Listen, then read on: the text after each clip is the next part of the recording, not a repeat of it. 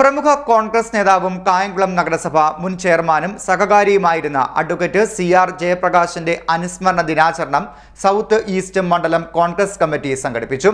DCC president advocate B Babu Prasad ഉദ്ഘാടനം നിർവഹിച്ചു.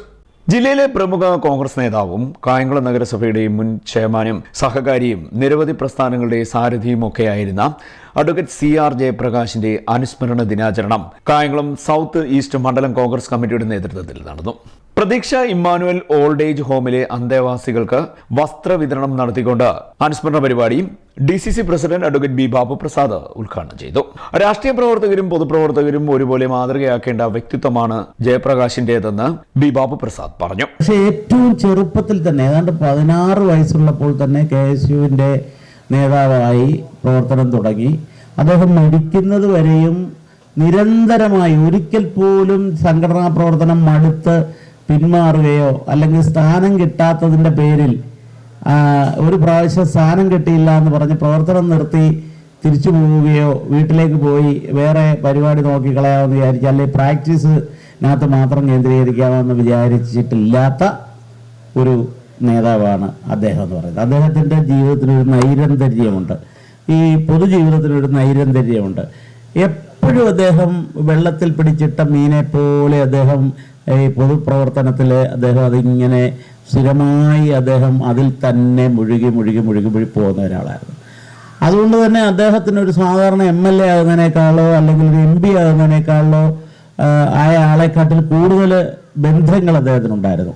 ഇപ്പോൾ കേരളത്തിലെ കോൺഗ്രസിൽ തന്നെ അദ്ദേഹം ഏതാണ്ടൊരു ബ്ലോക്ക് കോൺഗ്രസ് കമ്മിറ്റിയുടെ പ്രസിഡന്റായ സമയത്ത് തന്നെ അത് ഏതാണ്ട് 1982 ആ ഒരു കാലഘട്ടത്തിൽ തന്നെ അദ്ദേഹം വളരെ ഏറ്റവും മിടുക്കന കേരളത്തിലെ ഏറ്റവും നിയോജകമണ്ഡലം തലത്തിലുള്ള പ്രസിഡന്റുമാരിൽ ഏറ്റവും മിടുക്കനായിരുന്നു അദ്ദേഹം. കളങ്കരയിലെ ദാമോദരൻ ചേട്ടൻ്റെ ശേഷം ബ്ലോക്ക് പ്രസിഡന്റായി. അദ്ദേഹം ബ്ലോക്ക് പ്രസിഡന്റ് ആകുമ്പോൾ എനിക്ക് തോന്നുന്നത് വളരെ 30കളിലാണ് അദ്ദേഹത്തിൻ്റെ പ്രായം.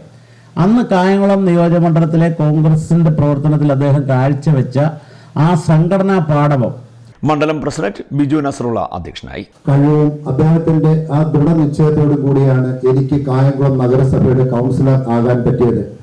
ഞാൻ യൂത്ത് കോൺഗ്രസിലായാലും ഓരോ ഭാരവാഹിത്വം എനിക്ക് കിട്ടുമ്പോഴും അതിന് എൻ്റെ അന്നത്തെ നേതാക്കന്മാർ ആയിട്ടുള്ള ശ്രീ കറ്റാണം ഷാജി NDV അവരോടൊപ്പം തന്നെ എല്ലാ നേതാക്കന്മാരോടൊപ്പം തന്നെ എന്നെ സഹായിച്ചിട്ടുള്ള CR ജയപ്രകാശ് അദ്ദേഹത്തെ പറ്റി പറയുകയാണെങ്കിൽ ഒരുപാട് കാര്യങ്ങൾ പറയുവാനുണ്ട്.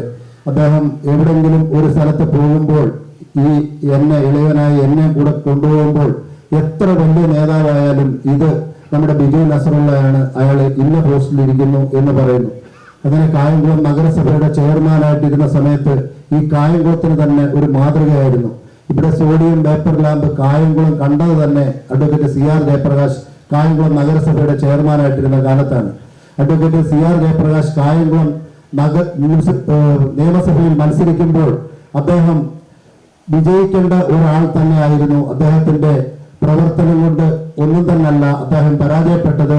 നമ്മുടെ പ്രവർത്തകരുടെ അല്ലെങ്കിൽ നമ്മുടെ നേതാക്കന്മാരുടെ കുഴപ്പം കൊണ്ടാണ് അദ്ദേഹം കായംകുളം നിന്നും അസംബ്ലിയിലേക്ക് തെരഞ്ഞെടുക്കപ്പെടാതെ പോയത്. അദ്ദേഹത്തെ പോലുള്ള ഒരാൾ കായംകുളത്തു നിന്നും KPCC സെക്രട്ടറിമാരായ NDV, കറ്റാനം ഷാജി, ബ്ലോക്ക് കോൺഗ്രസ് പ്രസിഡന്റുമാരായ ചെറുപ്പുറത്ത് മുരളി, ടിസൈൻ ലാബ്ദീൻ, DCC secretary M Vijayamohanan, DCC അംഗങ്ങളായ A ഹസൻ കോയ, EM അഷ്റഫ്, ധനിക് പ്രകാശ്, വിശാഖ് ബത്യൂർ, ഹാഷിം സേട്ട്, S കബീർ, യൂസഫ് കുഞ്ഞ്, ഷാനവാസ്, അബ്ദുൽ ഹമീദ്, ത്രിദീപ് കുമാർ, വത്സല വിജയൻ, ശ്രീകല സുനിൽ തുടങ്ങിയവർ സംസാരിച്ചു. CD net news, Kayamkulam.